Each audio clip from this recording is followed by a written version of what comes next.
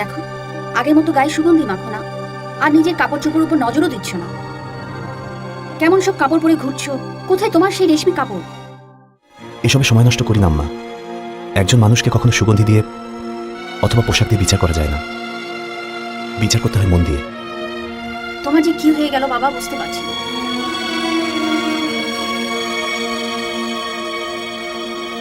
আব্দুল্লাহ, কি হয়েছে আম্মার? আজকাল দেখাই যায় না। আব্দুল্লাহ, আমিও তো তোমাকে খুঁজে বেড়াচ্ছিলাম।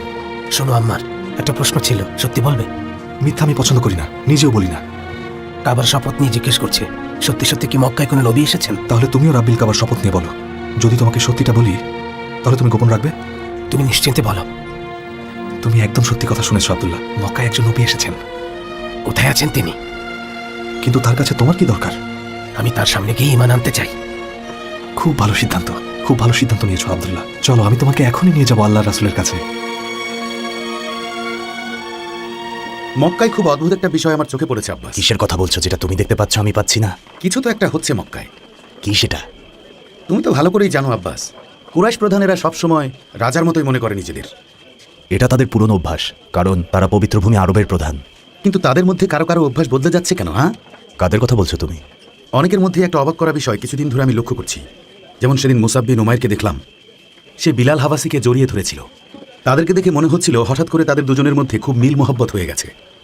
আর ওই যে আবু বকর, আতিক বিন আবি কুহাফা তাইমি, যে তাইম গোত্র থেকে এসেছে, আমি দেখেছি আম্মার বিন ইয়াসিরের মতো একজন দরিদ্রের সাথে তার মতো একজন ধনবান ব্যক্তি ঘন্টার পর ঘন্টা বসে কথা বলছিল। এরকম অনেকের মধ্যে আবু উবাইদা বিন আল জাররাহ আছে। মক্কার এত বড় বংশের লোকেরা সব দাসদাসীদের সাথে মিশছে। কুরাইশদের তো এর আগে কখনো এমন করতে দেখিনি আব্বাস। হয়তো তাদের সাথে সম্পর্ক ভালো করতে চাইছে, অথবা হয়তো তারা এসব করে আরবের মানুষদের প্রিয় হতে চাইছে, কারণ তারা তো মক্কাবাসী। না না, অন্য কিছু আছে, নিশ্চয়ই কোনো কিন্তু আছে আব্বাস। এত চিন্তা করো না আবু সুফিয়ান। তোমার ইয়েমেনের সফর কেমন ছিল? তোমাকে একটা কথা বলি, তুমি শুধু আমার চাচাতো ভাই না, আমার অনেক ভালো বন্ধু, আর তোমার সঙ্গও আমার ভালো লাগে। তুমি যেমন সাহসী একজন মানুষ, তেমন সুন্দর তোমার কথা। তুমি সেই মানুষ যে হজের সকল নিয়মকানুন সুন্দরভাবে পালন করো। রাসূলুল্লাহ সাল্লাল্লাহু আলাইহি ওয়াসাল্লাম বলেছেন যে উনি বলেছেন যে সালাত 2 রাকাত করে বাধ্যতামূলক পড়তেই হবে। সেটা কিভাবে করতে হবে জাফর? তার কাছে জিবরাইল আলাইহিস সালাম এসেছিলেন। জিবরাইল তার মাথা মাটিতে ঠুকলেন, পানির লহর বের হলো। তা দিয়ে জিবরাইল আলাইহিস সালাম ওযু করলেন, আর তারপর রাসূল সাল্লাল্লাহু আলাইহি ওয়াসাল্লামও করলেন। ওযু করার পর জিবরাইল তার পেছনে দাঁড়ালেন এবং এরপর রাসূলুল্লাহ সাল্লাল্লাহু আলাইহি ওয়াসাল্লামের পেছনে নামাজ পড়লেন।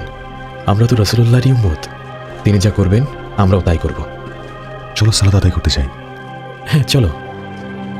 প্রথম দিকে তো রাসূলুল্লাহ সাল্লাল্লাহু আলাইহি ওয়াসাল্লামের উম্মতদের পবিত্র মক্কা থেকে অনেক দূরে গিয়ে গোপনে সালাত আদায় করতে হতো। তখনও ইসলামের দাওয়াত প্রকাশ্যে দেয়া যেত না। নবীজির সপ্ত আসমানের উপর মেরাজ গমনের ঘটনার পর দিনে 5 ওয়াক্ত সালাত সে সময় বাধ্যতামূলক করা হলো।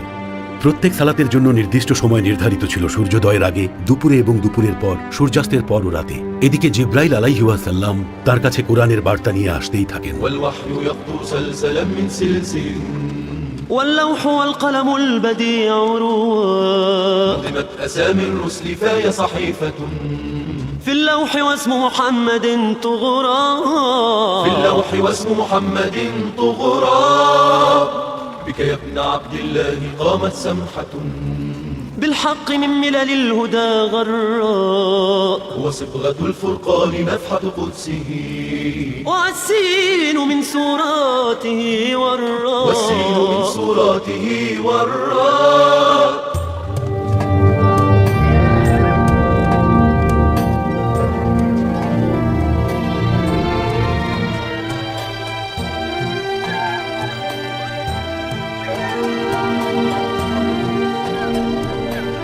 আর পবিত্র কোরআনুল কারীম নাজিল হতে থাকে নবী মুহাম্মদ সাল্লাল্লাহু আলাইহি ওয়াসাল্লামের উপর, এবং তিনি সেই আয়াতগুলো সাহাবীদের শেখাতে থাকলেন। নবীজি তার সাহাবীদের সেই আয়াতগুলো চামড়ার টুকরা, গাছের ছাল এবং অন্যান্য জায়গায় লিপিবদ্ধ করার জন্য নির্দেশ দিলেন। নবীজির মেরাজ গমন সংঘটিত হয়েছিল পবিত্র মাহে রমাদান মাসে, লাইলাতুল কদরের রাতে।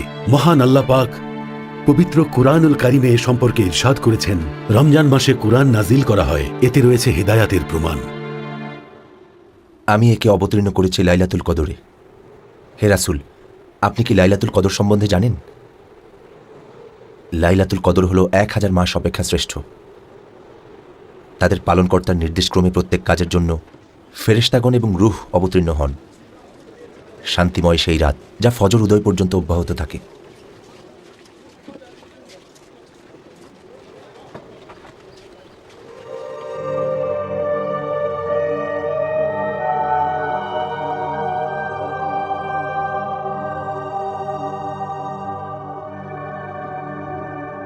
আমি উম্মে আইমান, আমি বারাকা, তোমার আরেকজন মা, যে মা তোমাকে ভালোবেসে লালন পালন করেছিল, যে তোমাকে অনেক ভালোবাসে।